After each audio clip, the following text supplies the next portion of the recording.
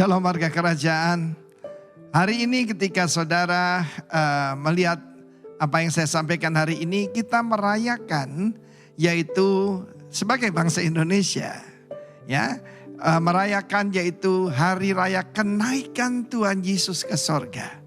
Anda menganggapnya itu biasa. Negara-negara yang mayoritas Kristen, Amerika Serikat, Kanada, Australia, Jerman, mereka tidak merayakannya.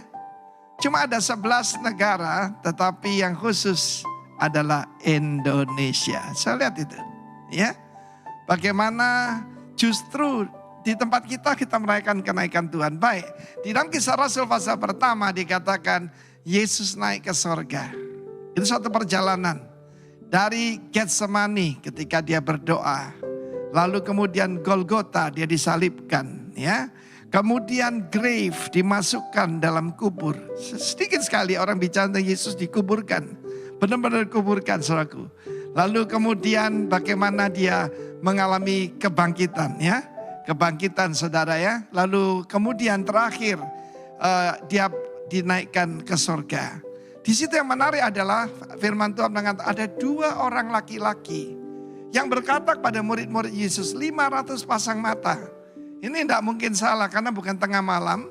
Tapi saksinya bukan 1, bukan 2. Tapi 500 pasang mata menyaksikan Yesus benar-benar naik ke sorga. Dia berkata, aku berasal dari sorga dan akan kembali pada sorga. Aku berasal dari Bapa dan akan kembali pada Bapa. Saudara yang kasih Tuhan, luar biasa sekali. Saya juga mengucap syukur, pasti ada rencana Tuhan yang khusus buat kita bangsa Indonesia, ya. Ada 2 orang laki-laki, nah pakai sayap, tapi sebetulnya malaikat berbaju putih. Dan memperingatkan mereka, hei orang Galilea, kenapa kamu cuma menatap ke langit? Banyak saat ini orang termasuk yang nyebut diri warga kerajaan cuma menantikan kedatangan Tuhan. Malaikat itu naik dan turun. Itu yang dilihat oleh Yakub dan itu yang dilihat dan disampaikan oleh Kristus kepada Nathanael. Engkau akan melihat malaikat naik dan turun. Malaikat adalah pembawa berita. Malaikat ditetapkan untuk menolong orang-orang yang harus menerima keselamatan, itu Anda dan saya. Ya, naik untuk menyembah Tuhan, turun untuk menolong manusia. Berbaju putih, kita nggak usah benar-benar pakai baju putih, meskipun itu cocok buat Indonesia akan panas. Tetapi itu berbicara tentang hidup dalam kesucian. Selalu putih pakaianmu dan selalu ada minyak di atas kepalamu. Apa itu? Pengurapan, saudaraku yang kekasih. Dan hidup dalam kesucian dan ada pengurapan, kita akan jadi berkat buat banyak-banyak orang. Ya, Yesus yang naik ke surga dengan kelihatan secara jasmani akan kembali dengan cara yang sama. Jadi jangan percaya kalau dikatakan bahwa dia menjelma jadi wanita di Tiongkok. Ataupun punya adik juga di Tiongkok, ini banyak yang penyesatan berasal dari sana, saudara. Tetapi kita menantikan pertama pengangkatan jemaat. Itu untuk gerejanya, untuk pengantinnya. Dan nanti bersama-sama dengan kita. Dan untuk memerintah selama-lamanya 1000 tahun dulu di bumi dan forever. Karena itulah pengharapan kemuliaan kita. Our blessed hope.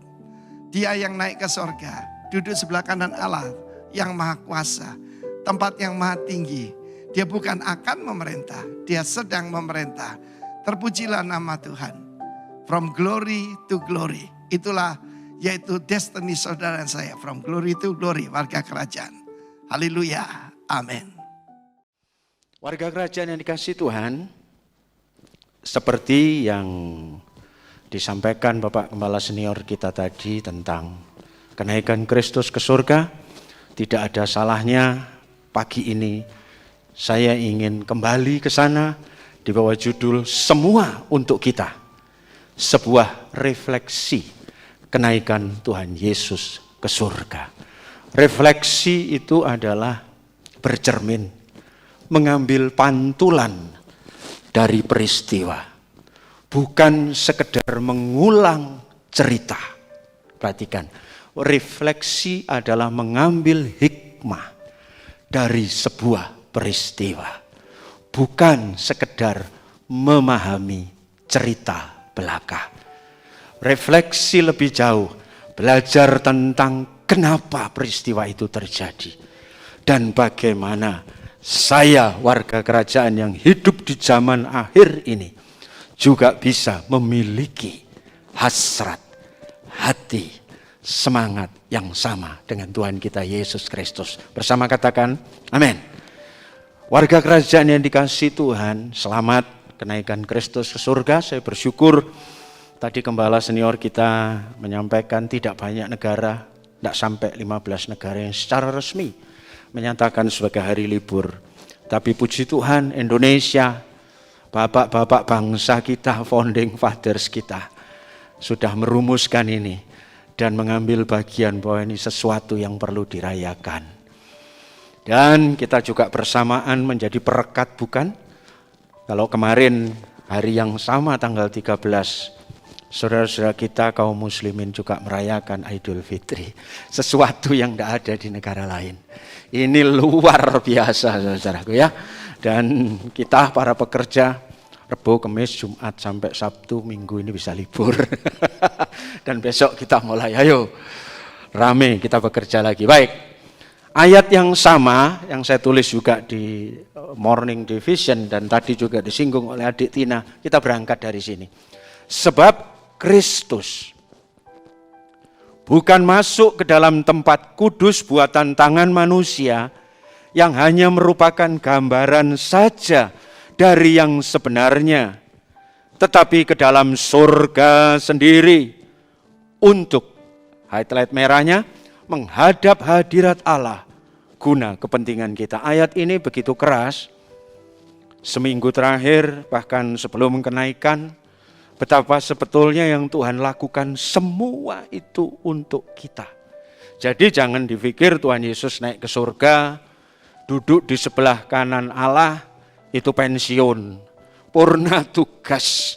Karena telah selesai melaksanakan tugas-tugas di bumi. Terus sekarang duduk di sebelah kanan Allah Bapa ongkang-ongkang melihat kahanan dunia ini. Tidak, saudaraku. Tapi Tuhan Yesus pun di surga masih melakukan segala hal buat kita. Kita katakan amin untuk ini. Dan ini kita patut bersyukur. Nah, saya ingin membagi dengan cepat di bagian pertama. 30 menit kita selesai dan kita berdoa nanti. Ada dua hal penting. Kepentingan apa sih yang sebetulnya sedang dibawa oleh Tuhan sampai beliau naik ke surga? Semua untuk kita. Apa itu? Yang pertama, itu mewakili untuk hidup masa kini. Saya di sini berkata, ya. Amin. Yesus naik ke surga itu untuk kepentingan kita warga kerajaan di bumi ini. Apa itu? Ya membawa darahnya sendiri. Ayatnya Ibrani pasal 9 ayat 12 mulai. Ya telah masuk satu kali untuk selama-lamanya ke dalam tempat yang kudus dengan membawa darahnya sendiri. Sebab jika darah domba jantan dan darah lembu jantan menguduskan mereka yang najis, sehingga mereka disucikan secara lahiriah, betapa lebihnya darah Kristus akan menyucikan hati nurani kita dari perbuatan-perbuatan yang sia-sia, supaya kita dapat beribadah kepada Tuhan yang hidup. Tujuan masa kini pertama, membawa darahnya sendiri. Untuk apa itu? Itu kepentingan masa kini. Supaya apa? Hari ini, sejak Yesus naik ke surga, kita tidak ada lagi beban hukum dosa. Katakan amin. Ya, ini tanda penebusan secara sah. Segala sesuatu harus selesai dalam dua sisi. Pengorbanan Kristus di bumi itu harus punya efek dalam kehidupan kekal. Yang lalu-lalu, manusia kalau salah harus ada penumpahan darah, itu gambaran. Dan darah-darah binatang itu tidak akan pernah sampai ke surga. Makanya penyelesaiannya belum komplit, hanya satu sisi. Tetapi dengan Kristus membawa darahnya sendiri, beliau menembus batas dan menyelesaikan juga di kekekalan. Oleh karena itu beliau berani berkata, apapun yang kamu ikat di bumi terikat di surga. Apapun yang di sini, di sana ada pengaruh. Kenapa? Karena Yesus telah menyelesaikannya sampai ke surga. Dan ini betul-betul luar biasa, saudaraku. Tidak ada korban yang demikian dahsyat. Dan ini tidak cukup waktu kalau diuraikan kenapa darah beliau begitu berkuasa. Ya, karena beliau adalah Allah yang menjadi manusia. Dan darah beliau menyelesaikan urusan kekal. Sehingga apapun yang kita alami di sini tidak mentok. Percayalah di dalam Kristus. Penyelesaian itu completely. Baik di sini maupun di surga. Dan itu ditandai dengan beliau membawa darahnya sendiri. Ini kepentingan kita hari ini. Sehingga apa efeknya sebagai berikut. Sehingga kemudian nanti yang kedua. Nanti saya rangkum bagian masa kininya ini ya. Kita dibebaskan dari segala dakwaan. Dari segala tuduhan. Karena darah Kristus di surga menyelesaikan. Yang kedua, supaya Roh Kudus turun. Namun benar yang kukatakan ini kepadamu. Maaf, tulisannya jadi kurang bagus. Tapi saya bacakan, adalah lebih berguna bagi kamu. Jika aku pergi, naik ke surga. Sebab jikalau aku tidak pergi, ya, ia datang kepadamu. Tetapi jikalau aku pergi, aku akan mengutus dia kepadamu. Maksudnya penghibur. Yesus itu pergi supaya Roh Kudus turun. Itu kepentingan masa kini. Kenapa? Menyitir apa yang disampaikan hambanya pada saat ibadah kenaikan kemarin. Tuhan tahu bahwa hidup di bumi itu tidak gampang. Oleh karena itu beliau tidak pernah meninggalkan kita piatu, bukan? Dan beliau kirimkan Roh Kudusnya. Beliau tahu kita tidak bisa sendiri. Pernah satu ketika Tuhan bicara, aku mestinya kepingin tinggal bersamamu nak di bumi ini. Tapi gimana lagi kalau bahasa hari-hari ininya? Adalah lebih baik kalau aku tinggal bersamamu. Tapi aku mesti harus pergi juga. Kalimat itu menyiratkan sebuah kesayangan Tuhan kepada kita. Bahwa Yesus, bahasa Jawanya itu ora tego. Tidak tega meninggalkan umatnya sendiri di bumi ini. Oleh karena itu beliau naik ke surga supaya Roh Kudus turun. Kenapa harus juga naik? Penyelesaian urusan-urusan kekal beliau harus naik. Termasuk tadi membawa darah itu. Tapi sebagai gantinya beliau lakukan ini supaya kita bisa dikawal day by day dengan Roh Kudus. Di pagi hari saya tulis tentang selamat pagi Roh Kudus. Terjemahan lain Roh Kudus itu adalah sahabat sejati. Tidak ada yang lebih dekat dari dia. Sudahkah kita bersyukur bahwa we never walk alone loh sajange. Kita tidak pernah jalan sendiri. Sebab mau tidak mau ketika kita percaya kepada Tuhan, Roh Kudus itu ada bersama-sama kita. Dia akan menuntut, itu keperluan hari-hari ini. Saya lanjut. Yang ketiga, keperluan hari ini. Kenapa beliau naik? Inti dari segala yang kita bicarakan itu ialah kita mempunyai imam besar yang demikian.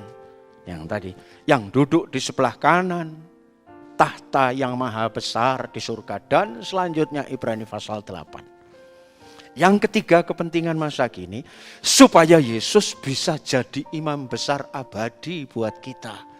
Supaya Yesus bisa jadi pembela buat kita. Supaya Yesus bisa jadi perantara buat kita. Karena beliau ada bersama-sama Bapa di surga. Saudaraku. Jadi keseluruhan ini 3 hal masa kini memang dilakukan. Menyerahkan darahnya.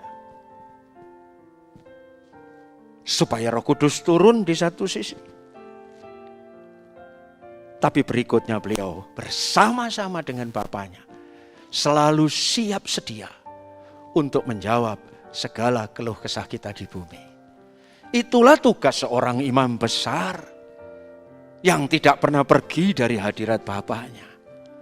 Jadi jangan khawatir, kalau kita adalah ambasador kerajaan Allah, kita pun punya presiden kepala negara di dalam kerajaan Allah. Sebaliknya sama, kita tidak pernah ragu bahwa ketika kita berdoa, ketika kita melakukan meditasi sendiri dengan Tuhan, saat itu juga sebenarnya surga terbuka buat kita. Yesus ada di sana jadi pengantara, jadi pendoa syafaat kita, jadi pembela buat kita. Iblis tidak punya lagi kesempatan untuk mendakwa. Ingat zaman kitab tertua, kitab Ayub tulis, setan itu kerjaannya terus kepo. Kepo itu ingin tahu apa yang dilakukan anak-anak Allah. Dan pada masa lampau, bahasa Jawa agak kasar, belusat-belusut dia masuk dalam kekekalan. Ada cerita itu, ketika anak-anak Allah, iblis tiba-tiba juga nimbrung. Saya dalam hati begini, please. Hari ini kok tidak punya hak lagi untuk itu. Karena ada imam besarku yang ada di sana. Kok tidak lagi bisa berkutik lagi untuk itu. Karena apa? Engkau sudah dilucut, tidak punya lagi hak ke sana.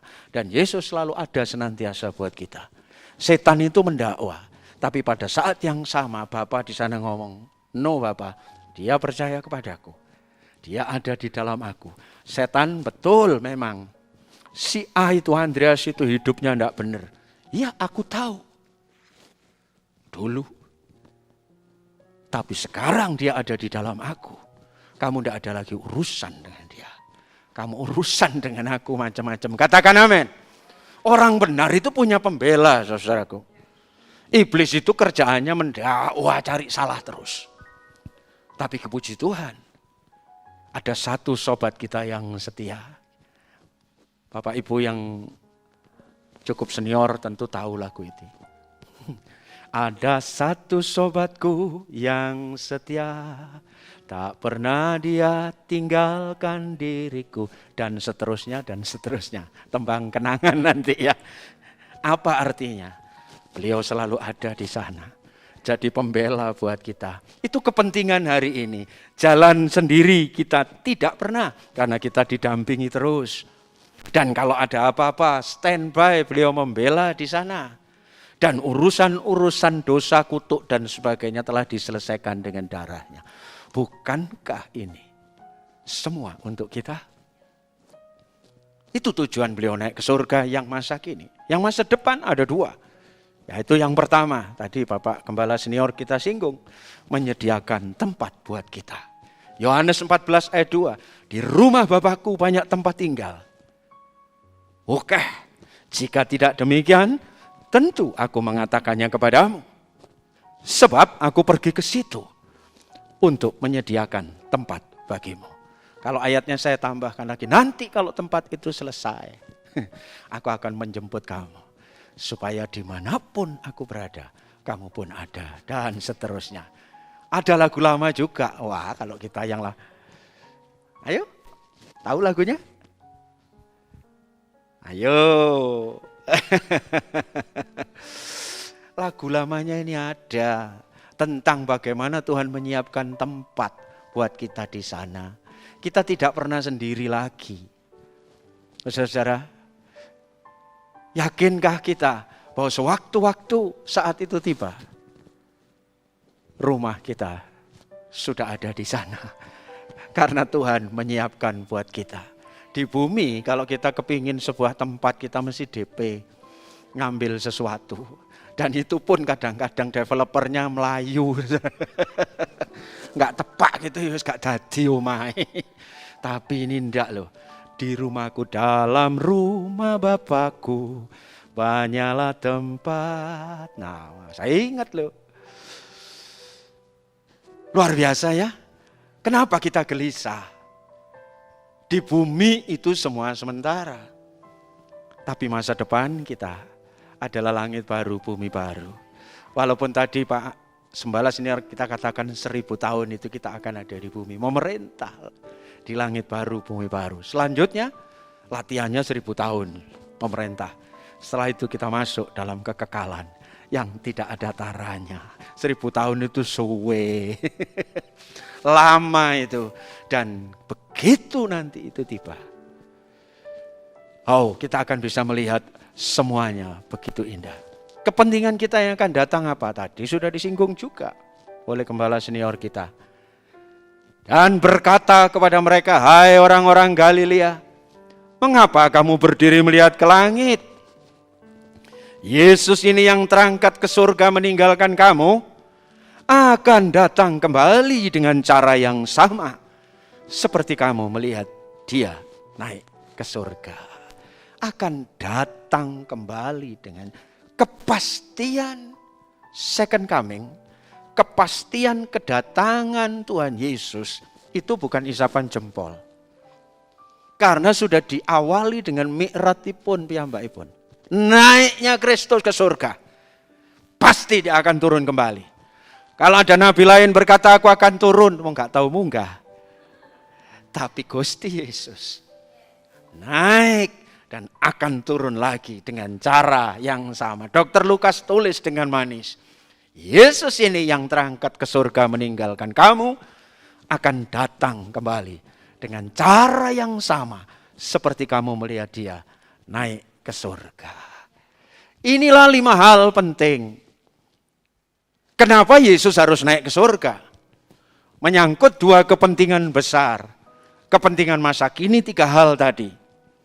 Menyelesaikan segala dakwaan atas dosa kita dengan darahnya sendiri. Dijamin selesai. Yang kedua, supaya kita tidak alone di bumi ini. Roh Kudus bersama-sama dengan kita. Dan yang ketiga, kalau tuh ada masalah, orang percaya kadang-kadang bisa keliru, bisa salah, bisa jatuh dalam dosa, bisa keliru ngomong, bisa keliru bertindak selama di bumi. Tapi kita punya pembela yang selalu akan membela kita kalau kita bertobat dan minta ampun. Dan itu jaminannya pasti. Semua itu untuk masa kini di bumi ini. Tapi sebagai Allah yang sempurna, untuk masa depan pun sudah diurus. Tempat kita kelak diurus. Di surga banyak tempat. Dan kalau itu semua kita percayai, satu kali kelak dia akan datang kembali dengan cara yang sama. Jadi semua yang dilakukan Tuhan Yesus itu paripurna. Completely, sempurna. Tidak ada lagi celah di sana. Nah, refleksinya sekarang. Dan kita akan selesai. Bagaimana itu bisa mungkin terjadi? Kenapa Tuhan Yesus bisa habis-habisan buat kita? Bapak Ibu, kapan sih penderitaan Tuhan Yesus dimulai? Banyak orang berkata penderitaan Yesus dimulai di Via Dolorosa. Ketika beliau diambil malam itu setelah dikhianati Yudas. Kemudian sepanjang malam diinterogasi. Dan pagi hari diminta jalan ke atas bukit Golgota. Sampai jam 3 petang beliau meninggalkan dunia. Dan itu dianggap sebagai Via Dolorosa, jalan penderitaan Yesus.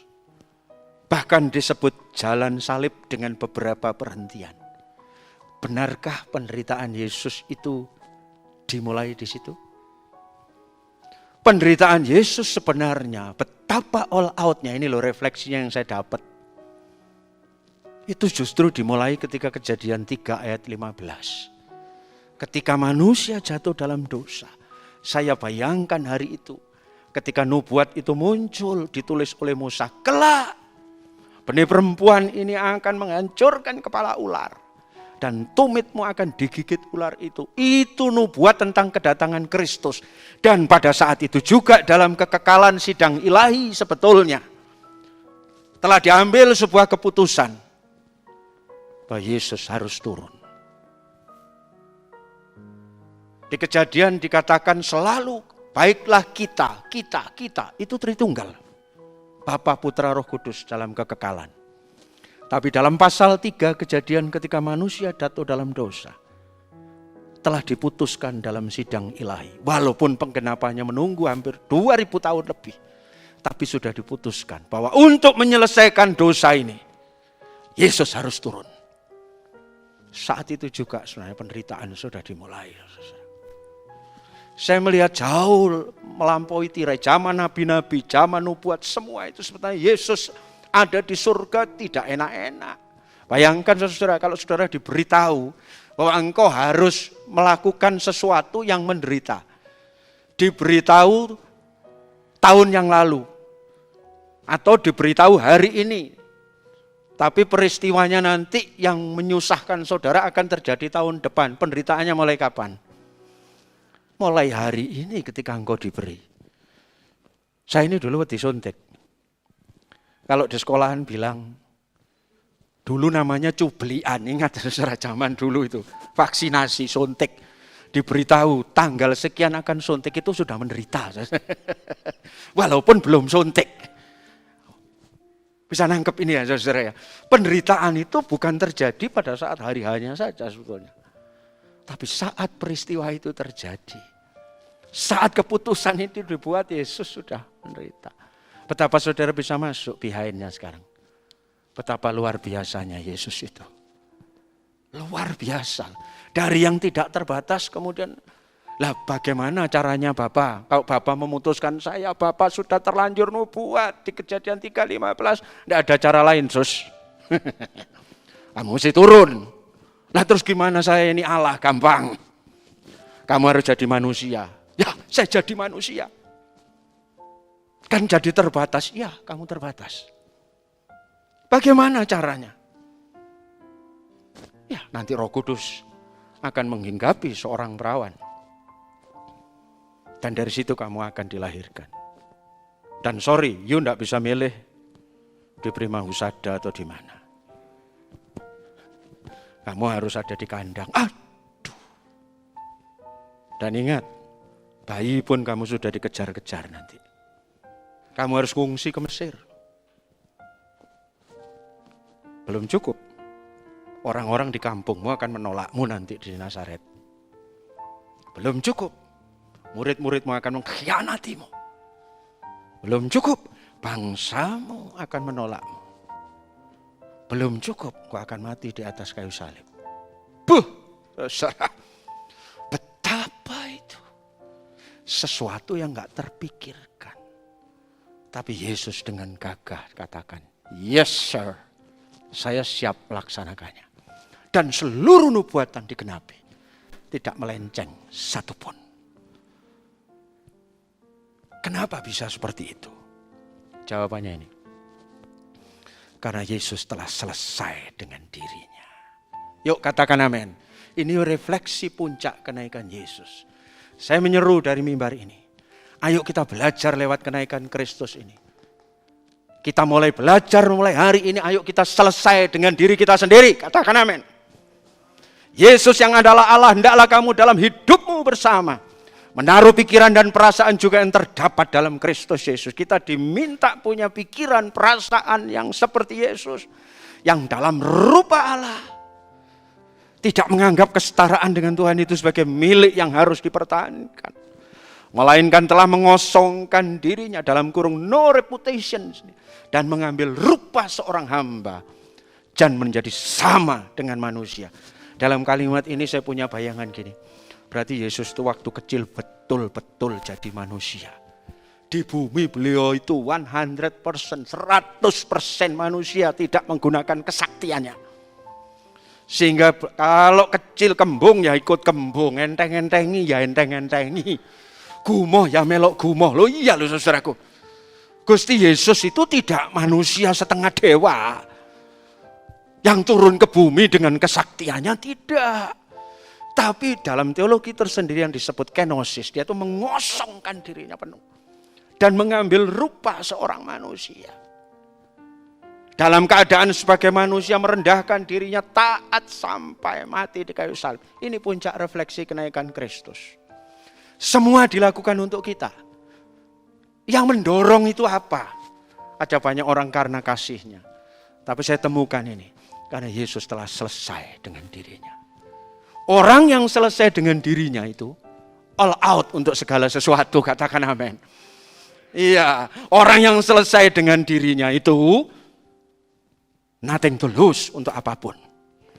Dia hanya satu saja, untuk Tuhan dan untuk orang lain. Orang yang selesai dengan dirinya ditandai dua hal. Ini refleksinya. All out untuk Tuhan dan all out untuk orang lain. Kuncinya di situ. Makanya bangsa ini Indonesia tidak pernah selesai. Bukan karena aturan yang kurang baik. Tapi setiap individunya belum selesai dengan dirinya. Di mana ada kepentingan diri, di situ ada banyak masalah. Negara kacau, komunitas kacau, company marketplace kacau, family, kalau kepala keluarganya belum selesai dengan dirinya, rumah tangga itu tidak akan pernah tenang. Kalau istri belum selesai dengan dirinya, ditandai dengan apa? Biasanya tuntutan dan kepentingan. Sebetulnya ini tujuan akhir dari semua panggilan Tuhan atas orang percaya. Menjadi sama dengan Kristus, saya pikir-pikir, saya buka lagi, saya renungkan. Bukan hanya terbatas ngambil karakternya, tapi selesai dengan semuanya. Hidup ini ringan. Semua dihabis-habiskan untuk Tuhan dan untuk orang lain. Tidak ada lagi sama sekali. Lalu pertanyaannya, kalau engkau selesai dengan dirimu dan tidak mikiri dirimu, siapa dong yang mikir dirimu? Jangan khawatir. Allah akan memikirkan kita. Tuhan memikirkan kita. Oleh karena itu Yesus itu nanti diangkat karena merendahkan diri seperti ini, mengosongkan diri. Maka akan bertekuk lutut. Semua mulut, semua lutut, semua lidah. Baik yang di bumi maupun yang di surga. Kenapa? Selesai. Mari, ialah tahun 2021 kenaikan Kristus ini mendorong kita untuk semangat. Mulai selesaikan diri kita. Apapun level kita. Dimanapun kita berada. Mari kita jadi orang-orang warga kerajaan yang makin hari makin selesai. Mulai timbang-timbang. Apabila kita belum selesai. Mohon Tuhan, aku ingin seperti Engkau. Tibakan aku di titik itu. Hidup terasa ringan. Semua hanya untuk Tuhan dan untuk orang lain. Karena diriku sudah tidak ada lagi di situ. Ini dasar dari kenapa Kristus mau lakukan semua untuk kita. Tidak ada yang dingeh-ngeh, tidak ada yang diingat sedikit pun. Karena untuk itulah beliau dipanggil. Tuhan datang hanya untuk melaksanakan perintah Bapaknya. Tegak lurus. Tanda orang yang sudah selesai tadi, dua itu. All out buat Tuhan. Dan all out buat sesamanya. Kedua hukum ini bergantung kepada kebenaran itu. Apapun atribut kita, mulai dari presiden, sampai orang paling rendah di Indonesia ini. Selama dia belum selesai, tidak akan pernah ada ketentraman dan kedamaian.